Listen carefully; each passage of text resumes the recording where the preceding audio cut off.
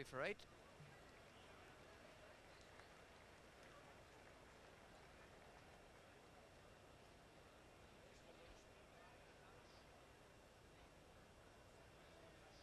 Haven't seen all that much good Bangladesh batting in this match, but Masood has been in terrific form. He's played very straight. One little pull shot, and another forcing stroke away through cover. Another one that he can get away to the onside.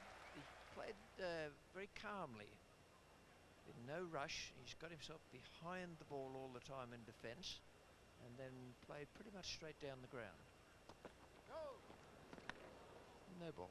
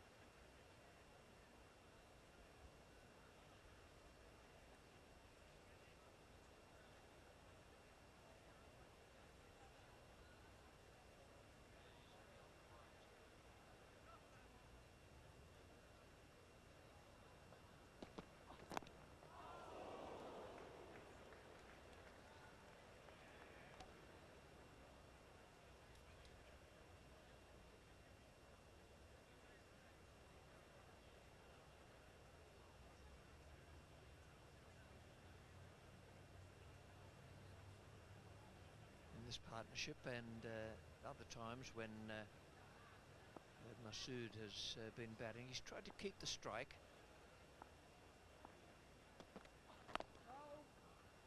He's well, umpire Harper will ask about that. I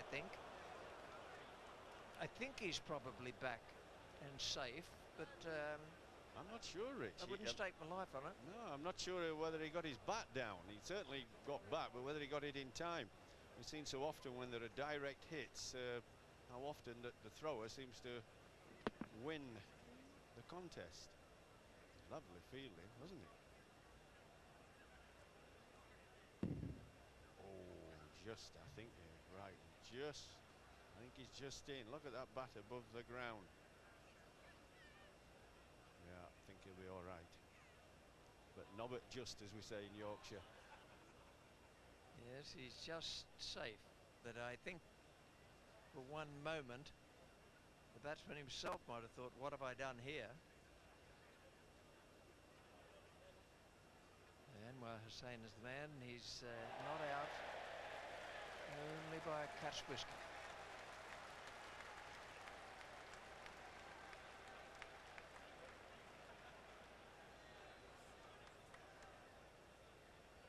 All sorts of things for umpires to do, even in a match where we're only in the third day and it looks as though one side's going to have a conclusive victory. But things like umpire Harper having to give the LBW this morning. It was a good decision, would have hit the stumps. And then another decision for him, which involved that last little attempted run out by Steve Harmison. Now Anwar Hussain, who hasn't always been right behind the ball, is now having Harmison come at him round the wicket.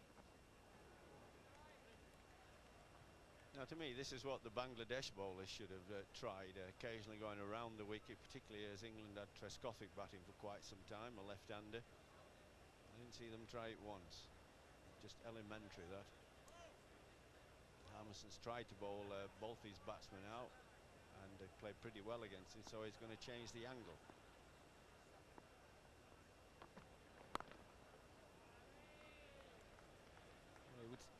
The way he bats, Anwar, he would certainly encourage the faster bowlers because he does jump to leg.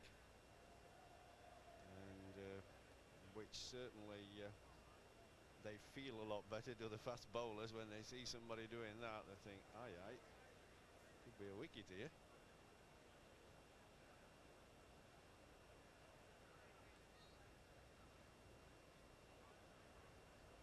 Now back over the wicket. And a no ball from over the wicket.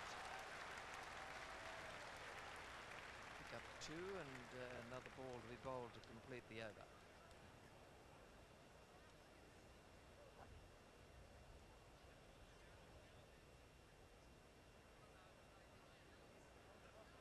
Some part of the front foot has to be behind the line. The batsman wouldn't have known it was a no ball. It was just in the slot for a hit.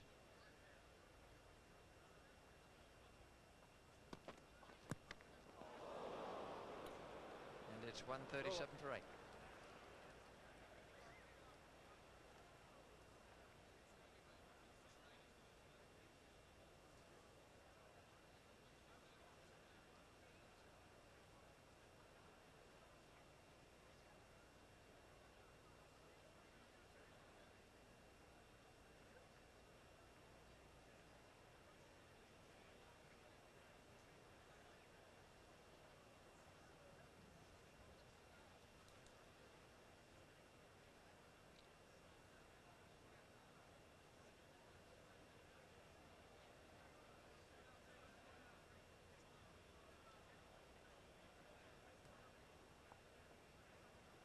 This is Simon Jones.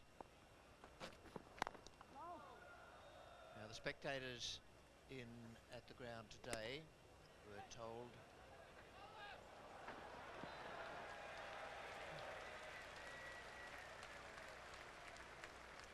the big captain will be totally pleased about that.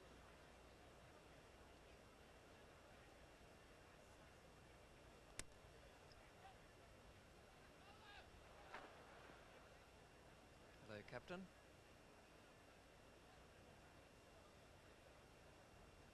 Yes, the spectators in today have been informed that if less than 10 overs were bowled, they would get a full refund of their tickets. Well, those 10 overs have been bowled now. Anything between 10 and 25, they'll get a half refund. They'll be cheering the batsman on.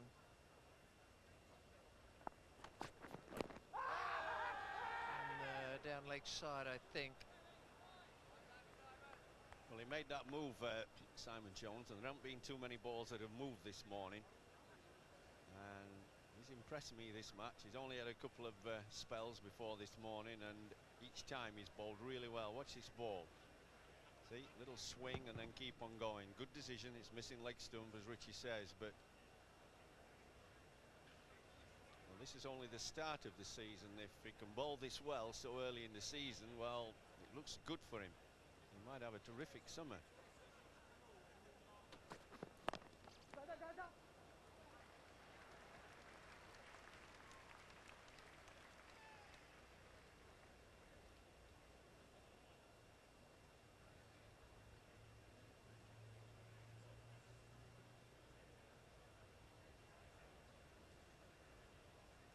I think if I was Michael Vaughan, I'd be getting Flintoff loose. Harmison's had a good few overs at these Bangladesh batsmen. I think I'd change the bowling from the pavilion end. Jones and Flintoff. Spinner picked it easily, the batsman.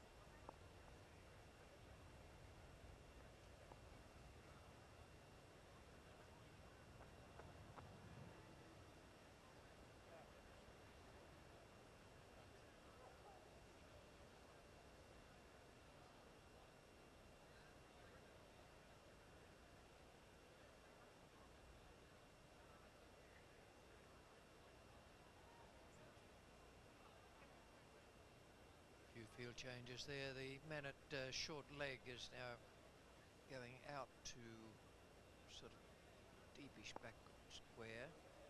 Could be the bluff ball for the bouncer. Instead it's the single for Masood.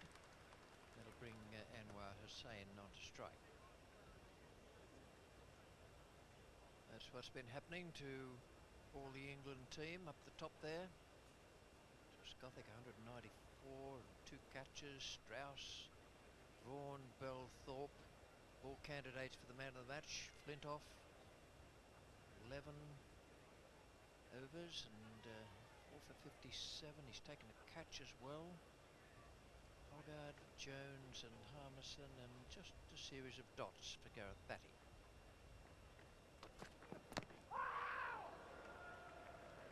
Good Yorker.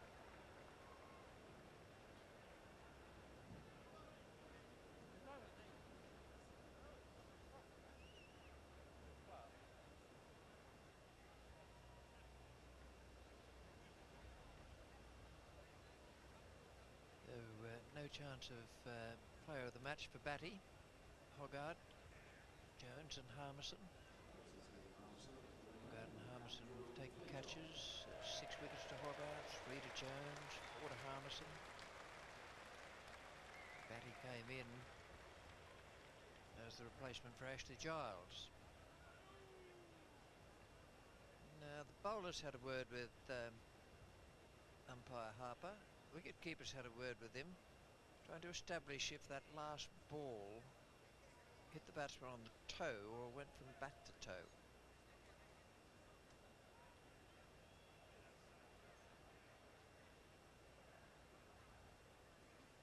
This is Flintoff.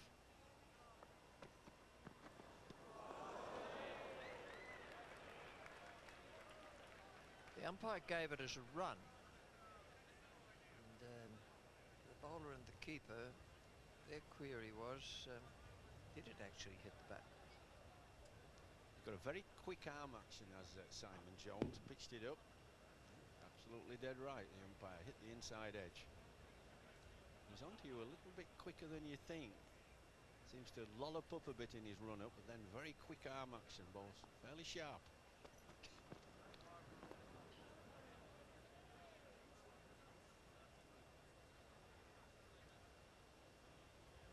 Been many wickets to fall today. There's been plenty of action, been some lovely shots. The umpires have been in the game. We've been talking about umpire Harper, umpire Harry Haran. This was a little while ago. You've got to be on your guard as an umpire.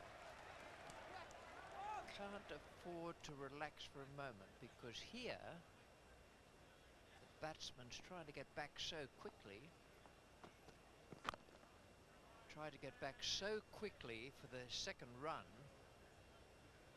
that he doesn't touch down properly. He touches down on the line, and umpire Harry Haran was absolutely on the ball. Waited till it was all finished and then signalled 1 short.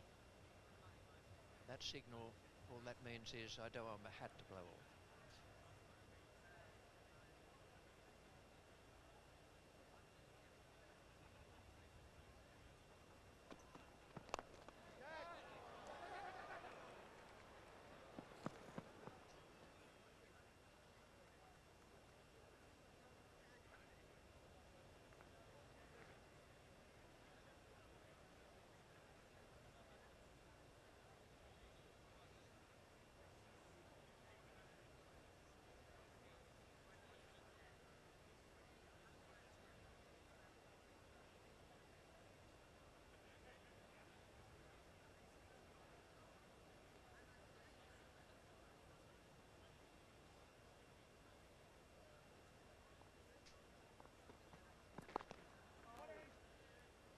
It's a very good partnership, and it's given the crowd something to cheer here.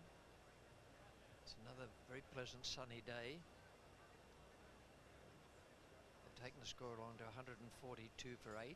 Their aim will be to get it to the 150 mark. They only just got over the 100 mark in their first innings. Their partnership, one between Masood and Anwar, 45 so far. Well played. I don't think any praise is too high for this young man this morning. Really got behind the ball, and I think should sit down in a room and show him playing to the Bangladesh top 5 or 6, how they played in the first innings, and say, now watch this young man. He's only small. He tries to get right behind the ball, even if he gets hit on the fingers. He doesn't play away from his body, and then he picks the odd shot that he fancies. Well played, lad.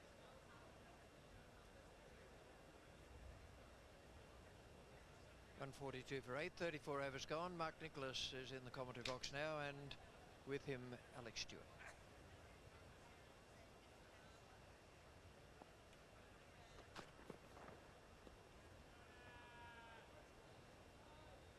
It's interesting to see how Simon Jones swung the ball, and his natural length is fuller than both Harmison and Flintoff, and actually a little fuller than Matthew Hoggard too. His pace through the air, back over English cricket history, and a great exponent of that was Frank Tyson, who bowled faster than anybody. That's a good one. He looks in good nick. Saw a bit of him down at the Rose Bowl against Hampshire, and he bowled very fast and bowled a lot of overs, which was encouraging, without any niggles at all. Good morning, Mark. Good morning, everyone. Yes, in my opinion, Simon Jones has been a pick of the England bowlers in both innings. Hasn't bowled many overs. When he's bowled them, he's bowled with good pace, good control, and good movement. If you can keep bowling deliveries like that all summer, it'll be good to be an Englishman.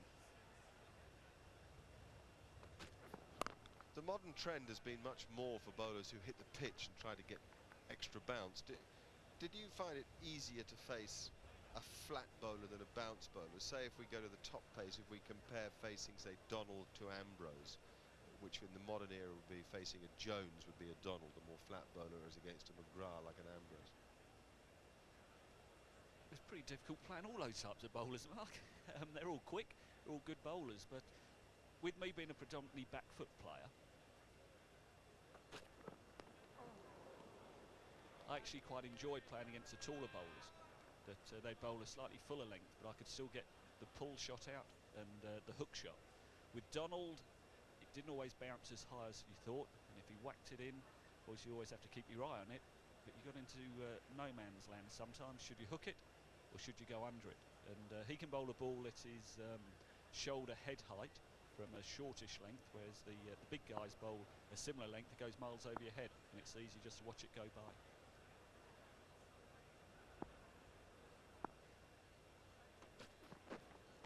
Then let's bring that forward to the modern era and go Gillespie and McGrath. Again, Gillespie naturally a fuller length than McGrath. Well, there's been no one better than McGrath in the modern game, certainly since Ambrose has packed it in. I find McGrath, his control, he bowls very few bad balls. When you're trying to set yourself on the back foot, he bowls it fractionally fuller. You look to get forward at him, he's got the ability to push you back. With Gillespie, quality bowler, he does bowl you some hit-me balls. He gets too full at times, which allows you to clip the ball through mid-wicket, or sometimes just lean on it and hit it for extra cover. Both quality bowlers, but McGrath, without doubt, is the better of the two. It's 142 for 8.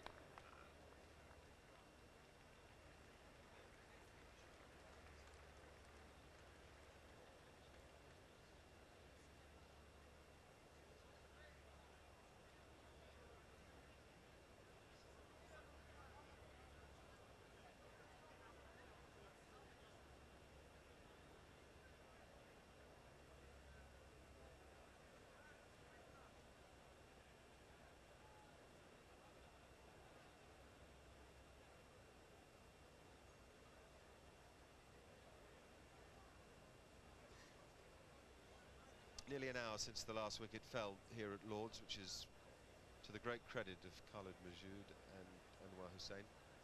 And it's not just Masood. Jeffrey rightly picked out Masood for his technique, but you'd pick out Anwar for his courage, not just with the bat, but he bowled with great courage. He had a very difficult start, and in fact bowled a spell in the middle of the afternoon yesterday when England were rollicking along that showed great presence of mind, really. The field was set and he bowled to it.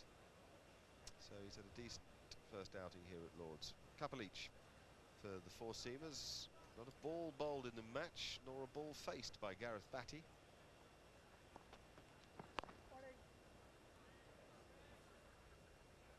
Useful recovery period for Ashley Giles.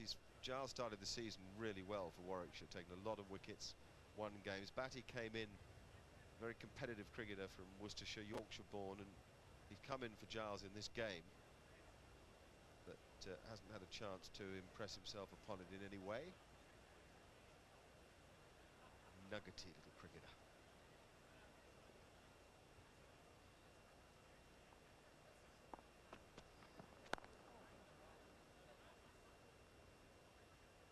Looks a flat deck now, where it you at the wicket. Nice easy pace to it, sunny day, no swing. It's a little breeze across the ground that's a little chillier than perhaps it may seem. Rather good batting conditions, aren't they? Lords on a sunny day is a great place to bat, especially since they were relayed 6 or 7 years ago. Michael Hunt, the groundsman, did a good job there. But when there's no cloud cover, there's very little movement. And you can hit the ball on the up if it is banged in short. It has pretty consistent bounce. The England boys have bowled reasonably well. Obviously Harmison picked the bowlers this morning with his 2 wickets. Flintoff will have a run out now, won't bowl any more than 5 or 6 overs. The captain made that clear before the game started. And come back from his ankle injury. Things are looking good for England.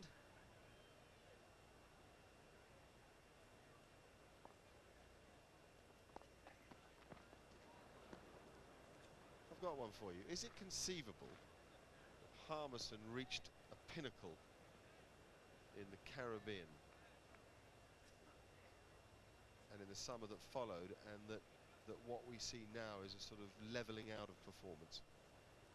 Yeah, I have a big theory that players are entitled to play way above their par performances. And the form he showed in the Caribbean was outstanding. He went to #1 in the world rankings, and quite rightly so. But now, since then, we're back to seeing a par performance. In the Caribbean, he was averaging around 20 runs a wicket. I think his career average would be probably nearer 30 if you took out what he'd done in the Caribbean in the 6 months that followed against New Zealand and the West Indies. And to an extent, you could say the same about Michael Vaughan, the batsman in Australia, and then in the home series finishing against India. There was no better batsman in world cricket then. And since then, again, we've seen a levelling out of his performances.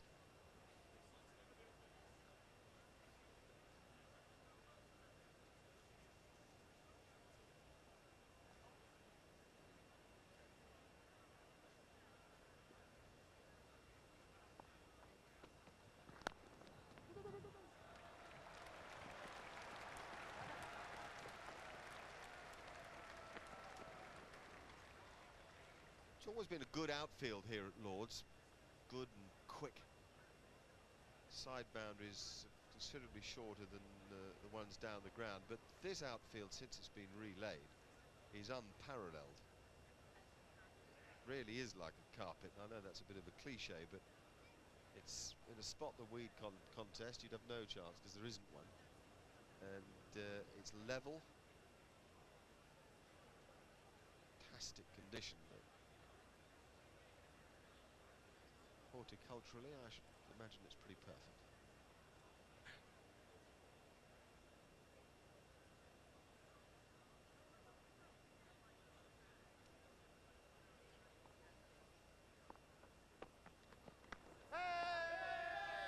No, I don't think that hit the bat. No, and neither does the umpire. Here's Simon.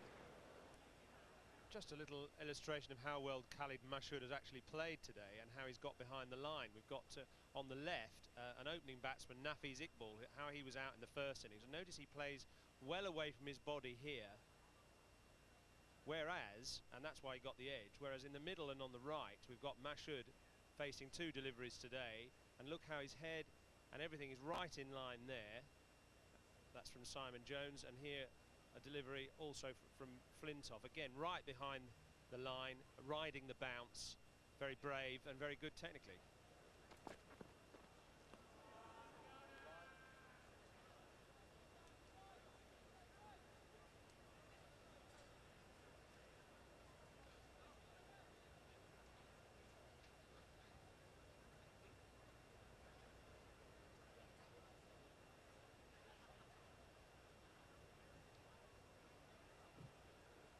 That's what happened. Just the merest glance of the shirt sleeve. Geraint Jones excited about it.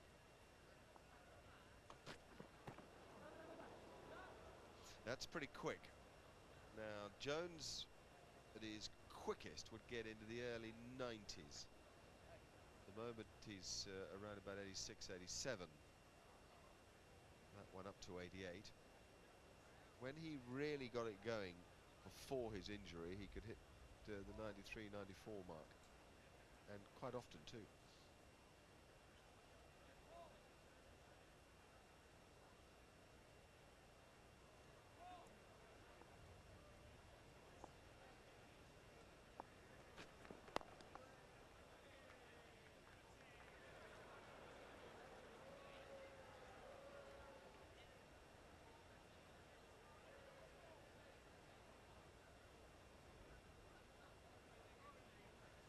Two other bowlers who are on the selectors' mind, I'm sure. Liam Plunkett, who's an impressive cricketer up at Durham. One of those who the players rate. It's often a good barometer to listen to the present county player about the people who jar the bat and give them a bit of hurry up, impress them with a bit of movement. So Liam Plunkett has won. The 50 partnership. And it's a terrific effort, much the best batting in the game from Bangladesh. And they're getting a rapturous hand.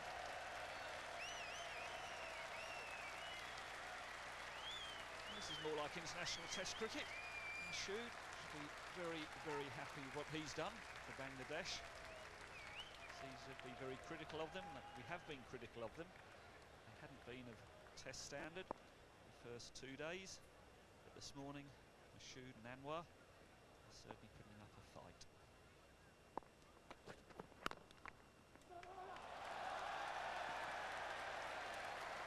Marvellous stroke.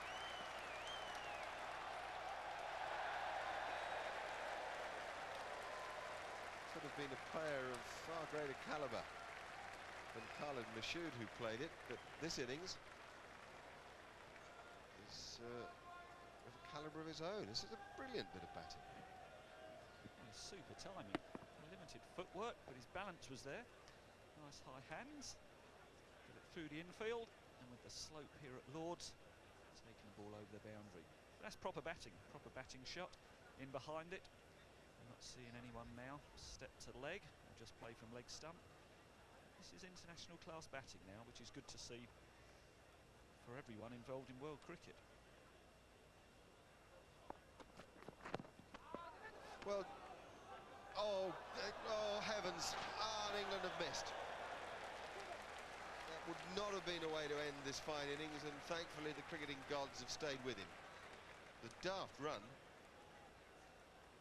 but he survived it.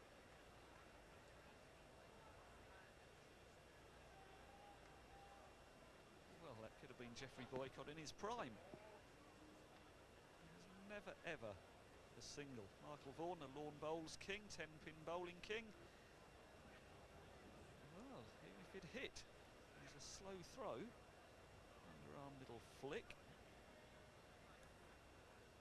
Well, the third umpire would have been called, but I think the batsman may have got the benefit. Certainly didn't deserve to be run out. He's played well, and he's still there at the crease to carry on his good form.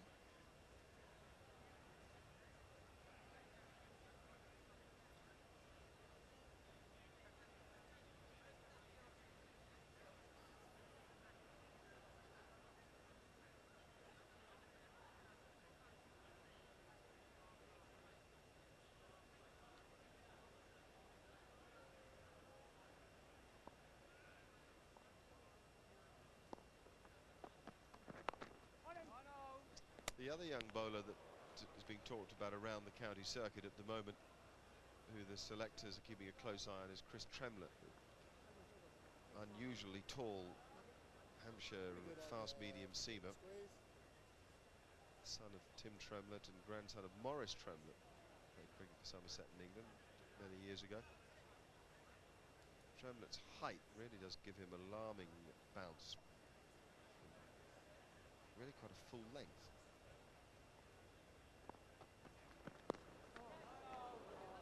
And the point of this is that there is some depth there for the selectors to enjoy, both with bat and ball, and amongst the wicket keepers. Chris Reed, of course, breathing down the neck of Geraint Jones along with Matt Pryor. James Foster's a forgotten name.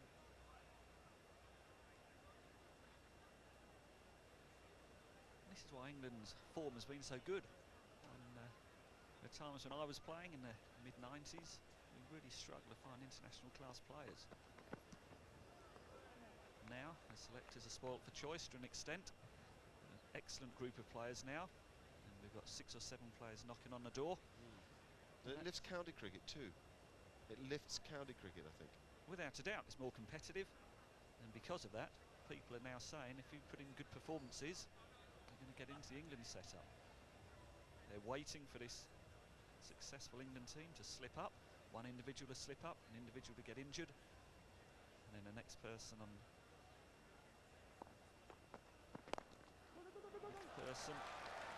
in the queue can get in there and show what he can do. We saw it with Robert Key, and Mark Butcher was injured. Now Ian Bell has got the chance. There's plenty of other good young players coming through.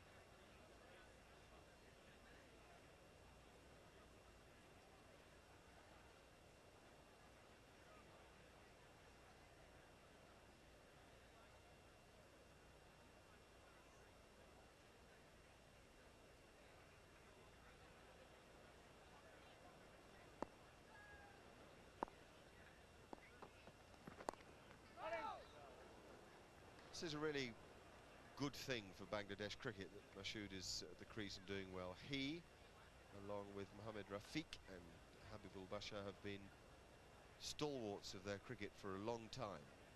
And they've earned the chance to come and play at this great venue here at Lord's.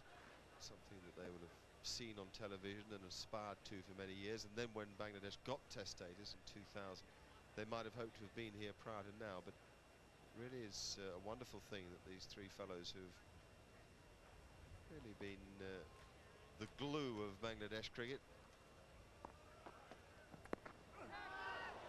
Safe. And really fortune is with him too. It's 155 for 8.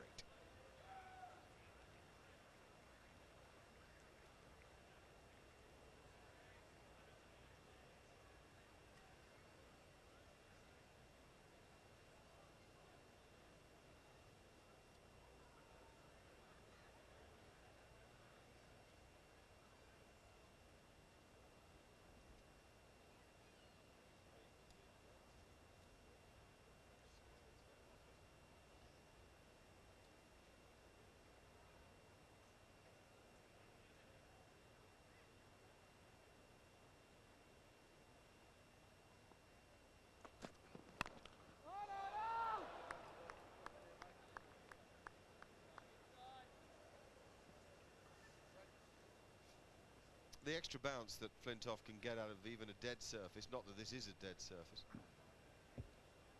is a very difficult thing to play, and it's something that Bangladesh cricketers just don't experience. Waist-high bounce is something to contend with in Bangladesh, but not throat-high.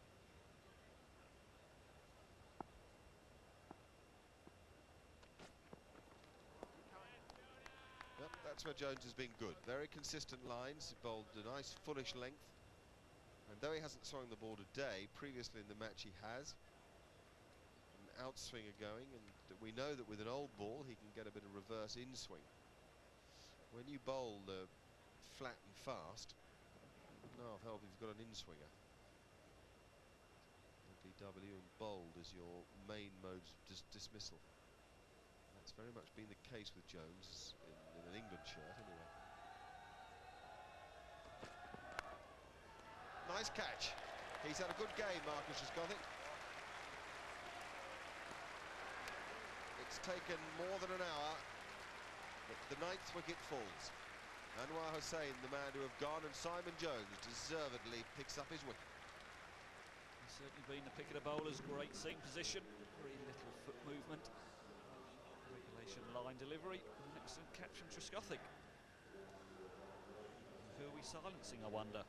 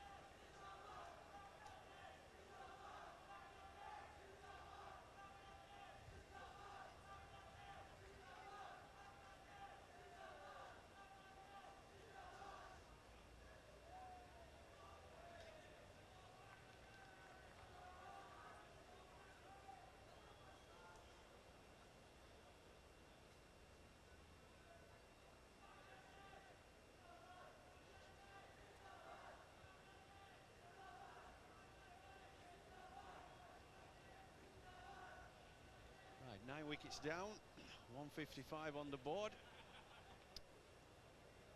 New batsman, Shadat. Simon Jones bowling very, very well. And that's well played.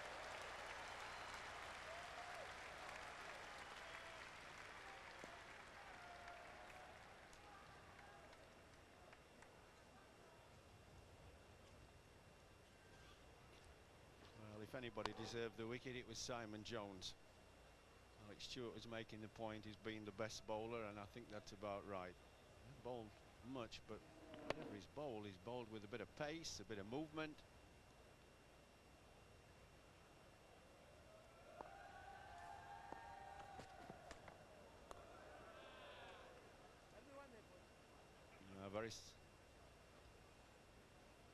Well, if anybody deserves to make a half century, this lad Masood does.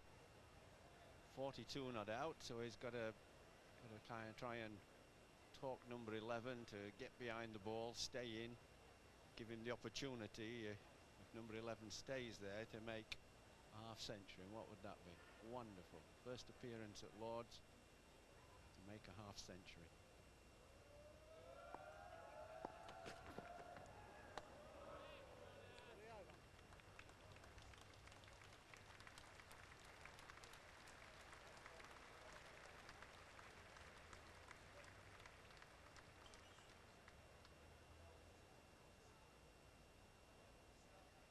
.56 for 9, and the wickets, well, Jones has just slipped ahead a bit now. It was 2 all for the 4 of them. Now Jones 11 overs, 3 maidens, 3 for 29. The difficulty has been for the bowlers to get enough bowling in this game. Jones just got through half a dozen overs in the first innings, and then he bowled a bit yesterday.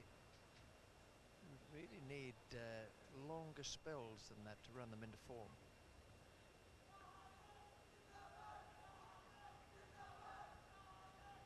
Now this will be a big test for number 11, Shadat.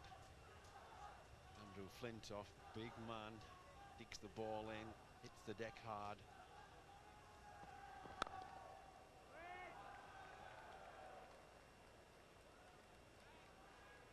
Well, I think Mr. Flintoff will be looking at that very carefully. Number 11 playing forward, sticking his front foot down the pitch. They don't like that too much. No fast bowlers. Keen on tail-enders playing forward.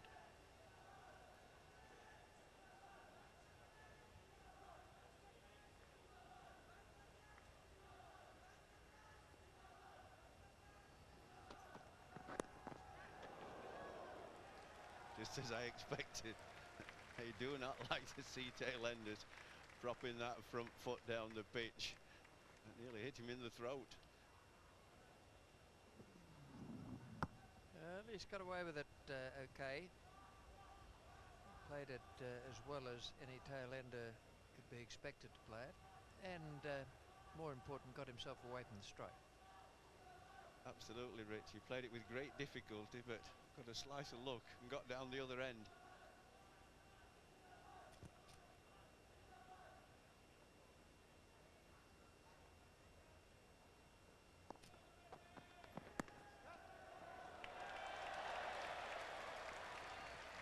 Trying to save the two, but can't.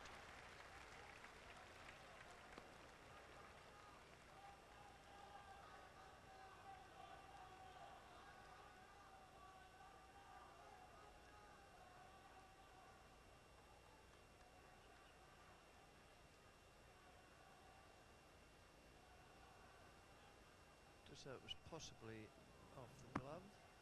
Well, bit of glove and a bit of bat right up the top.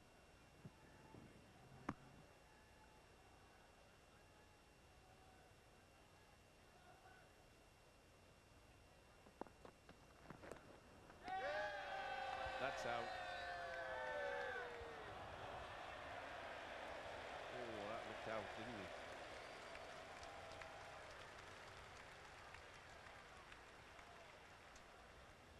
Fast rising ball. Shouldn't really be playing at that, but he intimidates you, Flintoff. Big man, bangs it in.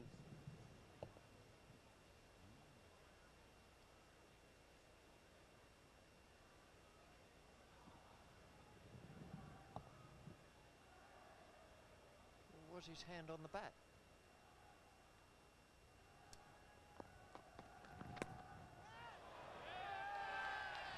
That's out. Another short ball off the glove.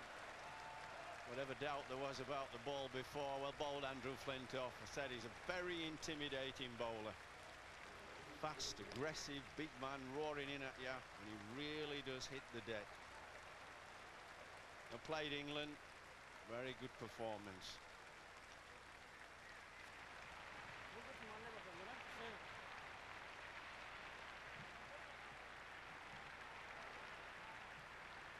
All round the ground for Michael Vaughan and his England team. Bangladesh bowled out for 159 and 44 for Masood, who played very well today. It was a good knock. But that is a very, very big and crushing win for England and defeat for Bangladesh. Only 38.2 overs in their second innings, and in the first innings fewer than 40. Very, very disappointing. I think what's most disappointing is the way they batted, Rich. You know, when anybody who's watched this morning has seen the way Masood has got behind the ball. I mean, all the commentators this morning have been talking about the way he's got behind the ball. Our viewers who've been able to see, most of them have played cricket at school or club cricket. He looked like a batsman.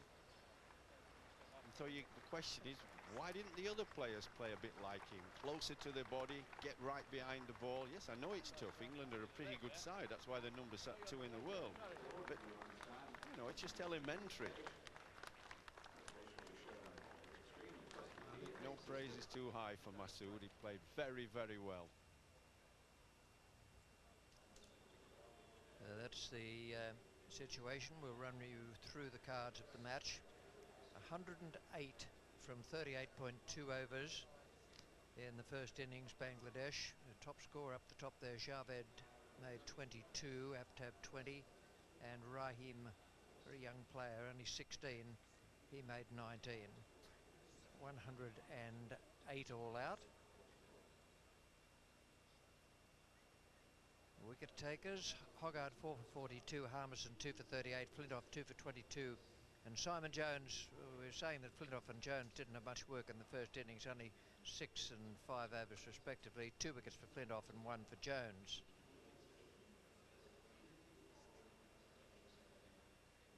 That was a crushing blow to Bangladesh, and so was that. England 528 for 3 declared, Trescothick 194, Strauss 69 out the first afternoon. And then a big partnership between Trescothick and Vaughan, who made 120. Bell 65 not out, took advantage of the situation, though it's never easy to bat in that type of situation where one side has been knocked over very, very quickly and the others are making a massive amount of runs. Thorpe 42 and 528 for 3 declared England. Declaration could have come earlier, in which case the match might have finished in 2 days. And Mashraf 2 for 107, Shadat none for 101, Anwar none for 110 off 22. Rafiq, the left arm spinner, he's an experienced bowler and he did quite well, only the 1 wicket, 41 overs, 3 maidens, 1 for 150, and Aftab 8 overs, 1 maiden, no wicket for 45. Then in the Bangladesh second innings, fewer than 40 overs in the first and fewer than 40 overs, only by 1 ball in the second. Javed 25, Bashar 16, disappointing match for the captain. Aftab 32, Ashraful 2, then Rahim 3 and Masood 44. Last man out and Rafiq no score, Ashraf no score and Anwar 13. Shadat was 2 not out. All out for 159. Now a bit more work for Jones in the second innings there. Flintoff bowled his 9.5 overs in 2 spells, 11 overs, 3 maidens, 3 for 29 for Jones, and 9.5 overs, no maiden, 3 for 44 for Flintoff. 2 wickets each for Hoggard and Harmison. Story of the match. Bangladesh 108, England 528 for 3 declared. Bangladesh all out 159, and that before lunch on the 3rd day of the scheduled 5 days of this opening test between the two countries. England, a massive victory by an innings and 261 runs. We'll be back with Mark Nicholas after this short break.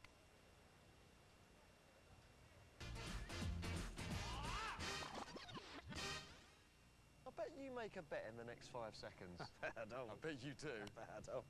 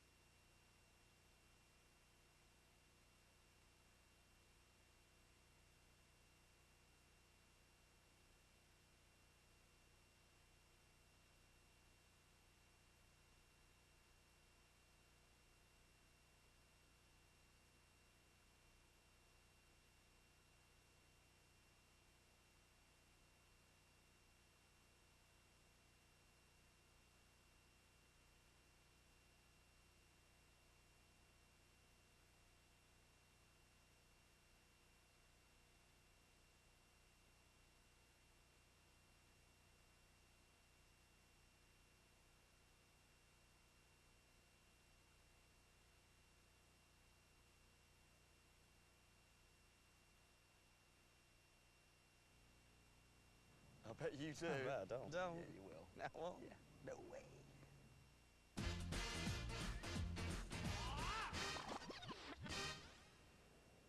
That's a good performance from England. They've won here by an innings and 261 runs, and it's worth pointing out that they've beaten Bangladesh by a bigger margin than Australia managed a couple of times in Darwin and Cairns. Alex Stewart is with me, and obvious plus points, I think, amongst the batsmen. Yeah, most definitely. The top order have been very shy of runs in county cricket. Trescothick, Vaughan, Strauss hadn't really set the world alight, but here we've seen their true colours, their quality international batsmen, and the form they showed bodes well for later on in the summer. You made a point about Vaughan when we were on air commentating a moment ago, that we were talking about players have a pinnacle moment in their career, and that his might have already been against the Australians and against India a couple of years ago.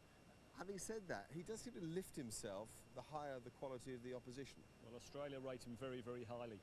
His record is quite outstanding, and the way he played in Australia on the last tour a couple of years ago, if he can play better than that, then he can be rated alongside Donald Bradman. But what I'd like to see is the type of form that he showed down under this summer when the Australians do arrive. Yeah, but he played like that against the Australians in the Champions Trophy at Edgbaston last September. It seems as if it's them specifically that get him going. Did you have size? Did you have bowlers who were of the highest class? I mean, the West Indies, for example, when you got 200s in the match in Barbados with Ambrose and Walsh in their pomp. Do you think you can lift your game because of the opponent? You certainly have, if you want to call them lucky teams or teams you enjoy playing against. Certain bowlers you get used to playing against. In Vaughan's case, I think he actually gets to McGrath. McGrath bowls a back of a length delivery, which most people will let go or defend. Michael's quick on the pull ball and pulls it hard through mid-wicket. He then tries to overcompensate. McGrath, Vaughan leans on it and hits it through extra cover. So he's got one over Australia already, and I know they'll be looking to get him out very early on. You've made some interesting points about Marcus Trescothick's footwork. It's an area that the Australians think they're going to exploit just outside off stump, where he's not getting the front foot to the ball. Just enlarge on that a bit. Yeah, a lot's been said about Marcus's footwork, and I don't buy into it all the time. To me, it's all about balance, and when his balance is good, then all he does is middle the ball, and we saw that against lesser opposition, but we saw that here.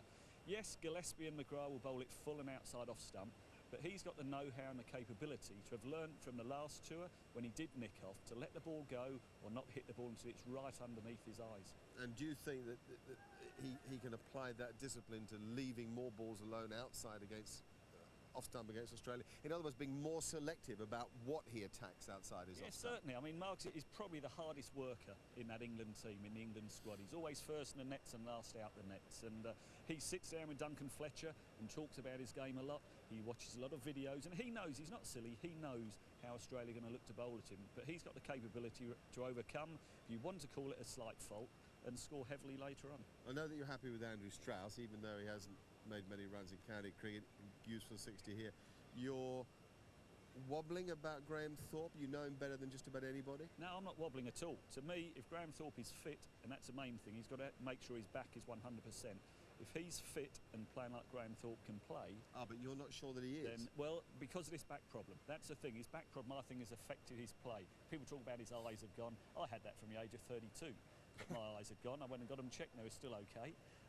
But no, Thorpe has struggled with his back, and that's affected the way he's had to play. Slightly less foot movement. But if he's fit, he's 100% keen to play, which I know he is, then Australia would rather see an England side without Thorpe than one with him. All right, Alec, we're joining an old mate of yours now, Michael Atherton, for the presentation ceremony. Before we begin the post-match presentation, I'm sure everybody in the ground would like to join with me in congratulating Michael Vaughan and his England side on this crushing victory, their 13th Test match victory in the last 17 games.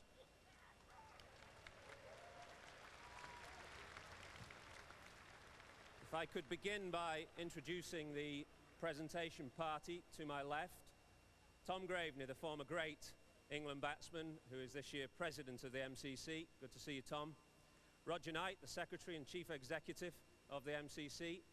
David Morgan, the chairman of the England and Wales Cricket Board.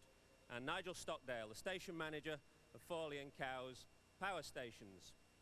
I'd asked Tom, first of all, to present N-Power medallions to the ICC match referee, former Australian bowler Alan Hurst.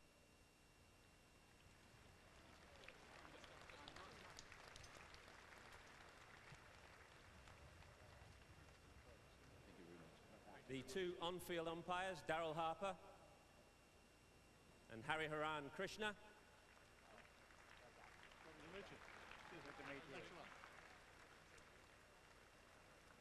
Third umpire, Jeremy Lloyds.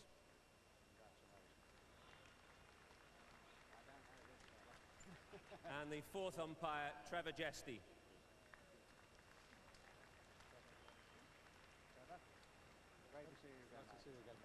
It's been a difficult 3 days for the Bangladesh team and their captain, but I'm sure you'll show warm appreciation to Habibul Bashir as I ask him to come up.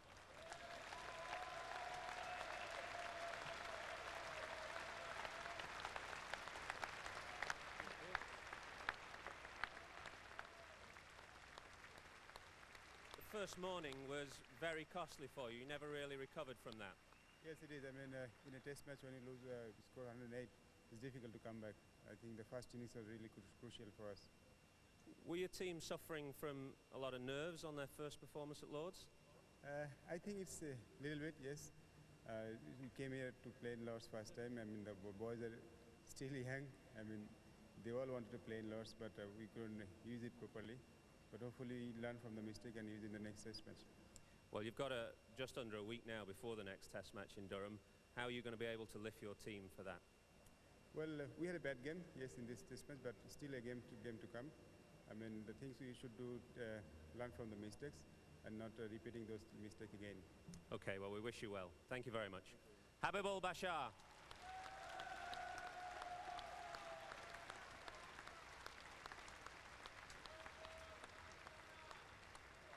Now ask David Morgan, the chairman of the ECB, to present a bottle of champagne to the winning captain, Michael Vaughan.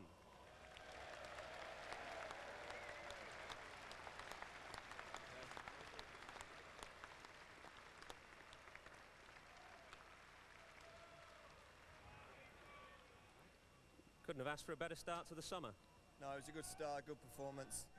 Probably the only little disappointing was the way we started. The first 10 overs weren't quite our best, but after that I thought we were outstanding, and obviously in the field and pretty ruthless in that, and went on to get a big score in a positive manner, which we've tried to play over the last year or so. It's very pleasing. Did you approach this game any differently to any other? No, we tried not to. We prepared very, very hard on the Tuesday, Wednesday.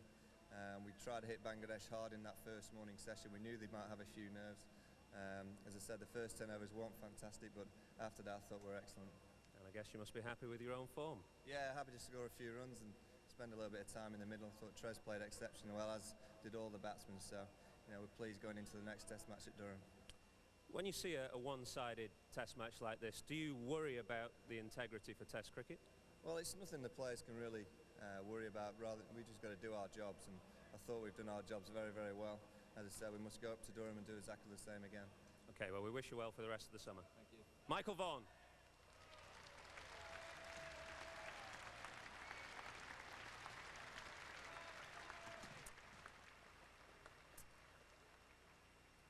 The NPower man of the match receives an NPower medallion and a bottle of champagne from Nigel Stockdale. And for his marvellous 194 in England's first innings, the NPower man of the match is Marcus Trescothick.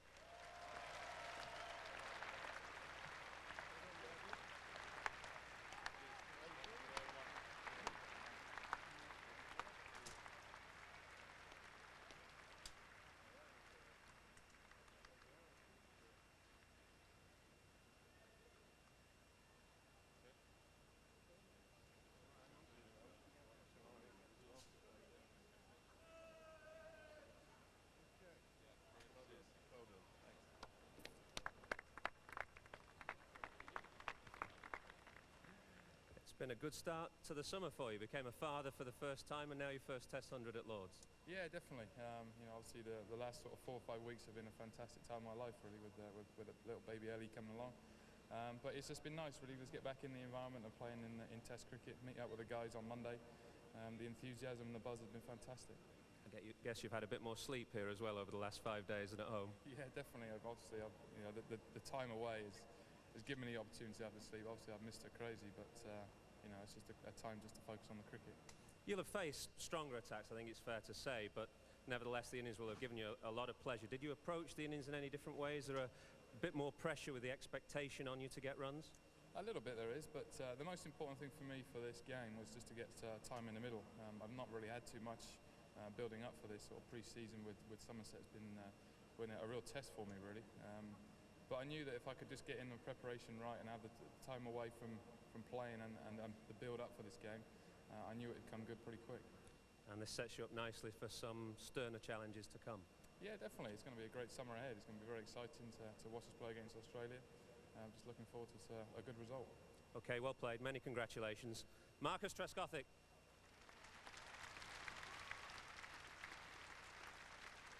And that concludes the post-match presentation ceremony.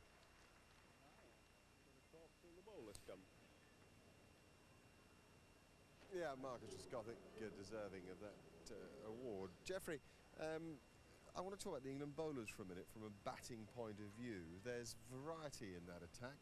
Is there enough variety? I think there is. I think at least they're all different. It's just a question. I think Richie made the point that they are, through the season, before we get to the Ashes, they have to go up a gear to get to the very best. That's the key, that they all four have to get to the best because they are different. So you haven't looked at it and thought it needs a left-arm in-swing bowler, it needs... well, actually, Jones should be the real pace, shouldn't he? The full fast bowler, which he's been in this game. He's bowled nicely. I think he has the ability to bowl some genuinely quick balls, and that's a rare gift. In fact, I mentioned it to him in the last Test match at Pretoria, I think, in South Africa. I just happened to bump into him. I says, you have a rare gift, and I don't think you realise it. To actually bowl genuinely fast. Not some people say, oh, he's a fast bowler and bowl 85 mile an hour, but he can bowl some genuinely quick balls. And I think it's about confidence with him after this that very bad leg injury he had. He's just getting confidence to really throw himself into it and bowl fast, because he does move the ball. Yes, he moves with a newish ball he can get it to swing out, and with an old ball he can get it reverse in swing. I think this is the best I've seen him in the spells he's bowled at Lords, and touch wood, that augurs well for his career and for England through the summer, because if he starts this well, if he can stay fit, there's a good chance he'll get to his very best. What do you make of Steve Harmison? I don't know. I look at him and I think, well, who is he similar to? Ambrose a little bit. Tall man, gets bounce. He's not an out-and-out what I call genuinely fast like Michael Holding, Colin Croft, Thompson, but he's lively enough. He's one of those with a bit of pace and bounce. And he ought to bowl more accurate. He ought to be hit the deck on a good length more accurately around off stump, and he doesn't. At the moment he's spraying it all over the place, and that's a worry. Do you think that it's enough of a worry to justify Simon Hughes' point this morning, that it explains why he hasn't taken wickets like he might with the new ball? I think it's exactly why. If I was an opening batsman playing, I mean, it wouldn't worry me too much, because I'd only be playing 2 balls out of 6 with the new ball. So that's wonderful, you know. It's only 2 chances of getting me out. And we all know that with a new ball, a fast bowler's got it in his hand. He's the one that's got the ace up his sleeve. You have to get through the new ball in Test cricket, and he only makes you play 2 out of 6. All right, what about Hoggard on a flat deck on a non-swinging day? Bit straight up and down. But I think his great strength is that he uses the new ball brilliantly. He gets a lot of wickets early on for England with the new ball. He did in South Africa, and I think he will in the summer. He has done here because he genuinely moves the ball around. All right, and the last of the England attack, Flintoff, looking good, isn't he? Very strong. No problem. I have no problem with Andrew. I love Andrew Flintoff. I think if he was bowling at me, I turn it round and think, if I'm batting for England, he's bowling at me, wow, he's going to give me some handful. He's a very intimidating. I also remember Ian Botham. Big lad, big shouldered. He used to intimidate people early on, and he would intimidate. He would be. He's a big bloke too. He's a big lad. It's the best I've ever seen him bowl. Well done. You haven't bowled much, but terrific. I hope it's the start of a fantastic year for you. I'll get you to swap places. Geoffrey, you can stay in, but I'll just... Simon, thanks for coming over to join us. You must have been really pleased. You had a good rhythm going. I did, yeah. I felt really good today. I felt good all Test match, to be honest. Ball swung first dig. It didn't do much second dig, but you still have to bowl in the right areas to try and get wickets. I watched you down at the Rose Bowl and then had a chat with some of the Hampshire players afterwards. They said it was coming out at a fair lick. You were really quick. You got it up to the mid-90s before the injury. Has it held your pace back a bit, or are you just at 90% of capacity? I'm sure it's held my pace back now. I hit 94 in South Africa, so I'm at 93 a couple of times out there as well. So it's not as if I've lost pace. It's just on the day, you know. Sometimes it comes out better than others. But yeah, today it was pretty tough. The wind was pretty strong and stuff, but you got to battle on and get on with it. And you're getting the ball to swing too? Yeah, first dig it did, yeah, went nicely. Pretty unusual for me. But yeah, it's something that I want to try and do. I'm working hard in the nets and trying to bowl with a new ball with Glamorgan as well, trying to get used to that. What about the niggles that have tended to haunt you? Are you feeling 100% fit now? Yeah, I felt good. You know, these things happen as a fast bowler. You pick up little niggles here and there. It's a tough job. You ask any of the boys and they do pick up niggles. It's just I've been a little bit more unfortunate than others. But yeah, I'm keeping fit and working hard and in the gym and stuff and trying to be as strong as I can. For those that don't know, Jeff Jones, your dad, was a mighty good left-arm fast bowler for Glamorgan in England himself. What influence has he had on your career? Oh, he's been a heck of an influence on me all the way through. And he doesn't put any pressure on me to play or anything when I was younger. He just said, do what you want to do. I love football to start with. But once I started, then he was there every time I went home. If I had a bad day, I could have a chat with him and things. And yeah, I just enjoyed speaking to him about it, and he's got a lot of knowledge I can pick his brains on. And presumably, as a unit now, there's 4 of you, with Troy Cooley, the fast bowling coach, and Duncan Fletcher, the team coach. There's a great togetherness, I sense, a sort of spirit of your own, if you like. I think so. We've been together now for the last 2 years. Obviously, Jimmy Anderson's there as well. And hopefully he's going to start taking some wickets this summer and push for a place as well. But yeah, Troy's a brilliant coach. He's one of the best I've worked with. And as a unit, as I said, we're really close-knit and we've got different styles of bowling, which is good. We're not all the same, and that helps us get wickets. And who's the talisman of the bunch, do you think? Hoggy's a bit mad, isn't he? Well, he's always been mad, I think. Yeah, he didn't stop talking on the first morning and bugging everyone, but that's just the way he is. Can I just swap you with the big fella to your left there and just bring him in as well? You can stay in as well, Simon, if you want. But Harmy, great. I mean, on a hat-trick. Yeah. You think it was out, don't you? I must admit, I didn't see much wrong with that, to be honest. I thought that was the second one in 6 weeks, but no, it's a tough decision. I've got a hard job, but disappointed on that one. And generally, rhythm through this game, good? It got better. Didn't start very well in both innings. It was an average 4 overs at the start of the first innings. I got better through that. I felt as I bowled well sort of after that, but no, I'm quite happy with the way I've bowled in this game. Just talking to Simon, it's a unit. It's 4 guys now, been together a bit of time. You mentioned Jimmy Anderson as well. And you kind of feed off each other, I feel. Yeah, we do. I think nobody really runs away with the wickets. I think you've noticed in this game, everybody's at least getting 2 in each innings. Si and Fred got 3 in this one, and Hoggy got 4 in the first innings. So we do bounce well off each other, and it's a well-balanced attack, and it's looking good at the minute. You had heady days when you began. If we go back a year, you were knocking everybody over. Then you've had a quiet tour of South Africa. Have you seen yourself rebuilding form through at the start of this English summer, playing for Durham? Yeah, most definitely. I feel as though it was a leisurely start at Leicester in the cold, and I think from there it's getting better and better. I think I took 27 wickets in 4 games, so I was happy with that. It could have been better in this game, but I'm sort of content with the way I've bowled. And lastly, of course, big day for you on Friday. You're going to play a test on home soil. Yeah, obviously everybody loves going home. I spoke with Fred about it, and he loves going playing at Lancashire. So it's my day on Friday, and it'll be a great occasion for me and my family at the Riverside. Great. Thank you both very much for joining us. Congratulations too on the way that you bowled. Simon Jones and Steve Harmison both have had really good games for England here. Now, on this very ground in 1993, there was a terrific test match dominated by the Australians, but featuring Michael Atherton and in particular Michael Slater. And it was Slater who started a trend, and we'll look at that after this break. That kissing of the badge on my helmet was just an instinctive thing. I didn't, and people said, oh, you thought about, you planned that. No way, you know, I'm not going to think of doing that. It just happened because I suppose it was the only way I could show, or it was all this feeling of what it meant to me at the time.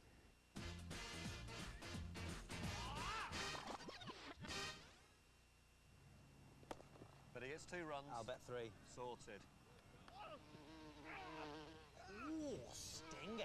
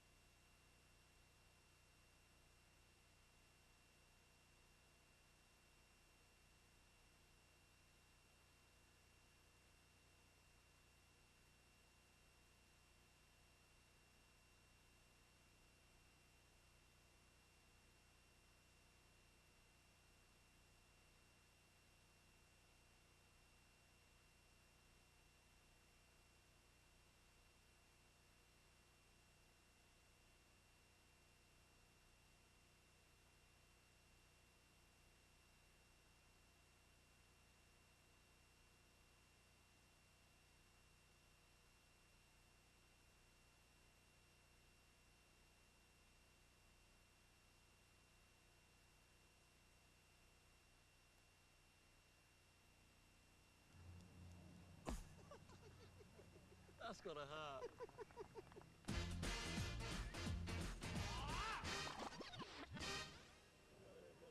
Welcome back to Lords. England have won here by an innings and 261 runs. They did the job on Bangladesh that everybody expected them to do, and it was a thoroughly professional performance.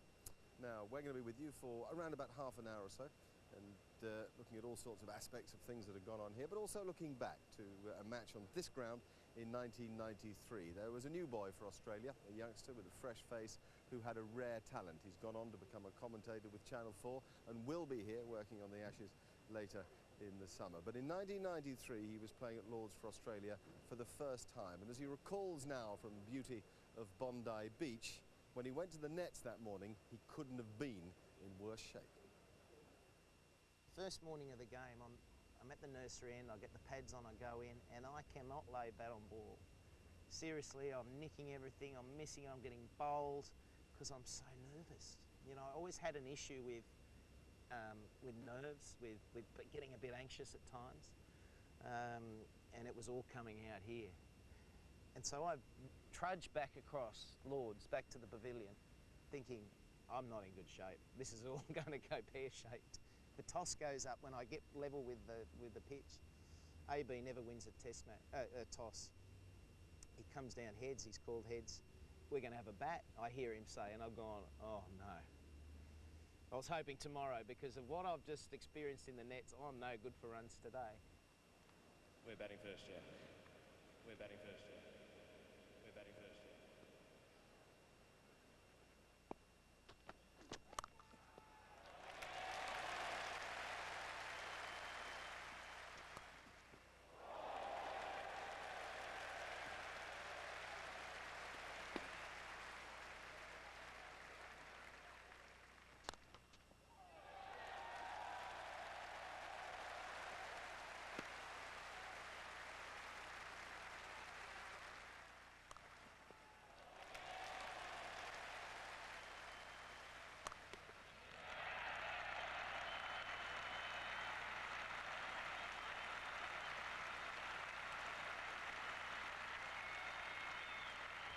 I mean, I carried on like a pork chop for a good 5 minutes after I got my 100, because it was all this emotion and energy coming out, and excitement and pride and you know, the passion, I suppose. And so that kissing of the badge on my helmet was just an instinctive thing. I didn't, and people said, oh, you thought about it, you planned that. No way, you know, I'm not going to think of doing that. It just happened because I suppose it was the only way I could show, or it was all this feeling of what it meant to me at the time. And as I say, though, the carry-on was a bit much, wasn't it, running around? At Lords too, mind you. I don't know what the MCC members felt at the time, and I apologise if I was a bit over-exuberant or whatever. Once I got 100, it was like I was in heaven. And so I've gone away from what Mark and I are doing, and it's just me. You know, I want to hog the strike, I want to hit everything for 4, I just want to, you know, I'm just living out this boyhood dream. So, you know, I get to 110, I get to 120, and I'm thinking, how much fun is this? Look, I'm at the home of cricket and I'm smashing them. And so the overs consisted of me on strike. I'd go 2, 4, ... 2, 1, yes!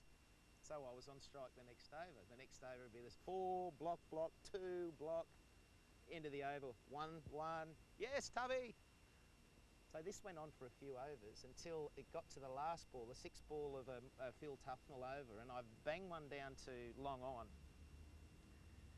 Yes, Tubby, easy one, and in no uncertain terms he's gone, no, get back. Yes, Tubby, there's easy one. Get back, and he's sort of pointing his bat at me. So here I am, have to reel, I'm 2/3 of the way down the pitch, and I run back, come down in between overs. And I said, Tub, I said, there was an easy one there. He said, I know. I said, but this is Test cricket. You've got to take every run on offer. He said, I know. He said, but I just want you to have a look at something, Slats. Just let's have a look at this scoreboard. MJ Slater, 144. I said, I know. I'm going great, aren't I? How much fun am I having? He said, yes, I know. But just look beyond your name. Just come one line down. M.A. Taylor is on 96. I said, Tub, you're 4 off getting 100 at Lords. He says, I know. And for me to get from 96 to 100, I have to face another ball. Point taken, son.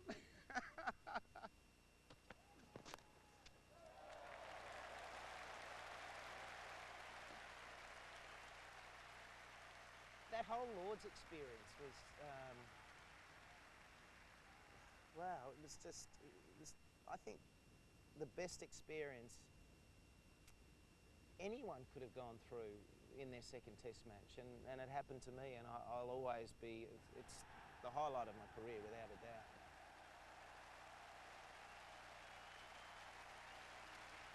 That's a great tale and emotively told, and one of his opponents is alongside me. Firstly, he did play well, Michael, didn't he? He played wonderfully well. We hadn't seen that much of him. Young kid, knew he'd been at the ground staff here, but Australians have a habit of kind of plucking these young kids out of nowhere, and they've come and produce it on the big stage, which is what he did. And Mark Taylor was an adversary of yours for a long time, a great student of the game, and probably an underrated player. Underrated player, average mid-40s in Test cricket. I think he had the advantage of playing in a very good side, so I have to say that, but he was a fine captain and a nice guy to boot, actually, as well. And was Slater the first you saw kiss the badge? I think he was, you know. In fact, it's become almost a de rigueur thing now to do, but back then the press made such a lot of it because I think he was the first man to do it. Okay, let's have a reminder of the scorecard in the game, because it hadn't gone well for you guys. In fact, you were made to follow on. 632 for 4 Australia. We chased a lot of leather there, I can tell you. Mark Waugh missing out on 99. How did Tuffers get him? Bowled him from the rough, wasn't it? He did bowl him from the rough, yeah. I think he tried to work it against the spin and it just clipped his off stump, but he would have been the first, I think that would have been the first team to get 4 Test hundreds out of the top 4 in a Test match. And then when you guys batted, unsurprisingly, it was all too hard. 205 with Atherton making 80. You were in good nick.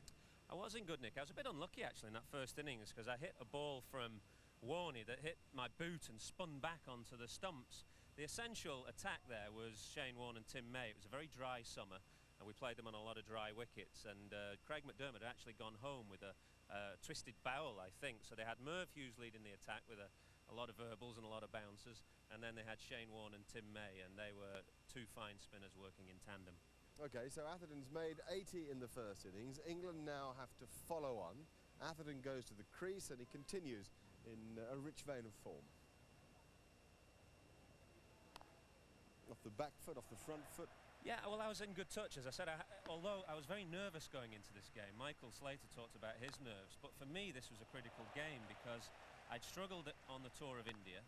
I hadn't got many runs at Old Trafford in the first test of the series, and there was a very strong feeling throughout the dressing room that if we lost this game and if you performed badly, you'd be on your way. So for me it was an absolute make or break game, and this was it on 99. This happened. Atherton's on 99 and you knock it out to Merv Hughes. Yeah, I clipped it to Merv, quite nicely timed but not completely timed, so I told Gat to run hard, and then he called me for the 3rd run, and I was batting in half and halves and slipped on the lush green bit next to the wicket and made a bit of a fool of myself, I'm afraid. So you do blame yourself for not having full spikes. When you say half and halves, you mean you had spikes at the front spikes of your at the shoe, front, but not on the heel. rubbers at the back, and of course as I'm trying to turn, I'm on my heels, and it's the heels that slipped on the lush green bit next to the wicket. Very good piece of fielding from the great buffoon Merv Hughes. On 99, and now you go off, you're shaking your head, you can barely raise your bat. I was distraught actually. I didn't know back then that I'd never get a Test 100 at Lords, of course. And are you blaming Gat? Well, I do whenever I see him, but he called me for the 3rd and then sent me back. Had I been wearing full spikes, I'd have got back. All right, so that nicely shows the highs and lows of Test cricket, I guess. Have a look at the scorecard, because it was a very difficult series for England. Yeah, what it does show, certainly from my perspective, was it's such a fine line between success and failure. As I say, before this game I was on the brink of being dropped. I played well this game, so I stayed in the Test match team for the next game, and 2 games later Graham Gooch resigned and I was captain of England. So I went from being almost out of the team to captain of England in 2 games. Australia winning that one by an innings and 62, and then you took over the captaincy, as you say, in the game at Edgbaston, and it became a very interesting year for you, didn't it? Because when you went to the Caribbean, you thought you would get a young side of your choice. Yeah, and we did take a lot of good young players. I think there was a feeling that England had been beaten badly over the last 2 or 3 years, the previous 2 or 3 years, Graham Gooch had made himself unavailable. There was a feeling that we didn't really want to go back to the Gatting, Gower, Lamb era. So I decided to go with people like Thorpe and Hussain and Ram Prakash. And in fact, these guys remain the nucleus of the team for years to come, but they were pretty young and raw then. All right.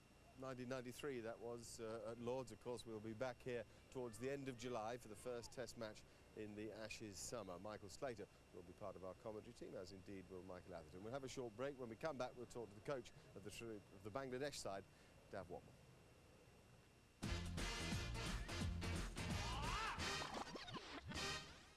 To the man on the onside in the deep.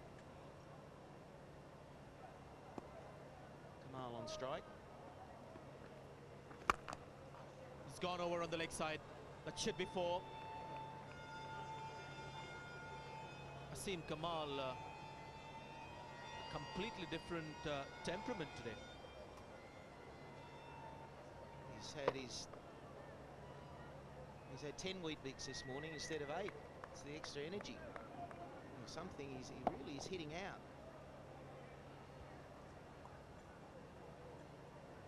Both batsmen on 47. Catch it. How is that? One player asking the question. I think it was Ram Naresh Sarwan. How's that?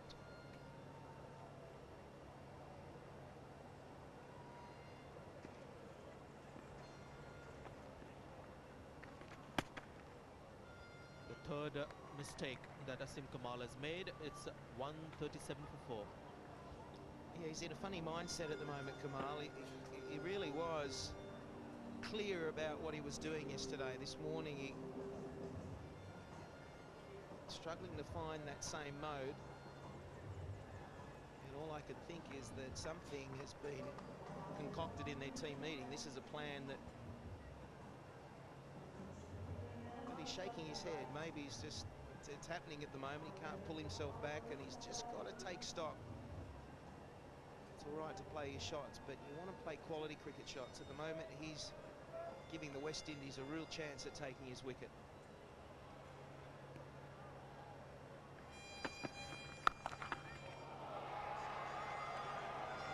Oh, it's well clear of the scoreboard as well. And that's 50 to Shahid Afridi. One of the greatest entertainers you'll find in world cricket. His 7th Test 50. And what a way to bring it up. His side is struggling, and just this ability he's got to keep playing his way. 38 balls, and he sent that delivery out of the ground. Backyard of a house there in New Orleans. It's a pretty nice feeling when you know you've middled one. And it just kept going.